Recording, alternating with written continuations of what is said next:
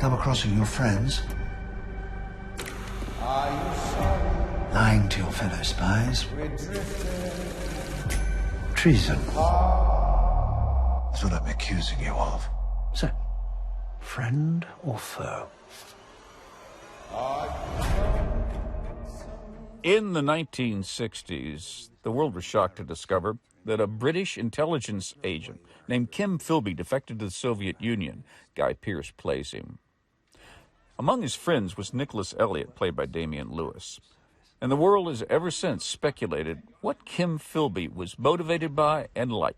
I think you do need to understand your characters. I never think at all about whether I like the character I'm playing. That actually is never relevant for me. It's not just about understanding the character. It's about being able to inhabit the characters. With a character like Philby, of course, it's an incredible mystery because he was presenting one thing and doing something else. But this is where the task at hand felt very collaborative. I felt I was relying very much on Alex's understanding of Philby, as well as whatever I could sort of piece together, and also understanding how we wanted to present Philby, what was important as far as how we presented him at each moment. So, Alex, what's unique about this particular Philby in your mind? It's a very interesting question. First of all, I think that, my weakness as a writer is I put myself in all the characters, all the main characters. So I love them all anyway. What is important to me in drama and storytelling is to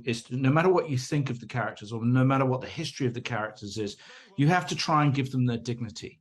In other words, you have to try and take them seriously and think a bit more deeply. And that's really important to me. And so in this version of Philby, I will hold my hands up and say that I have tried to humanize him. He obviously felt like he was extraordinarily misunderstood. As he said, I'm not a traitor.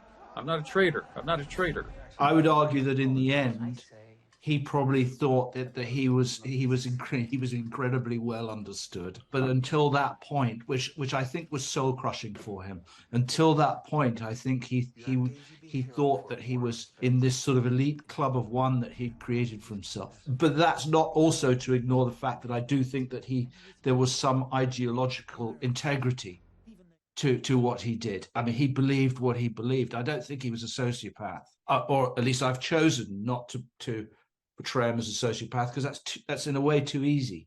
Gentlemen, thank you for going there. I appreciate that very much. Thanks so much.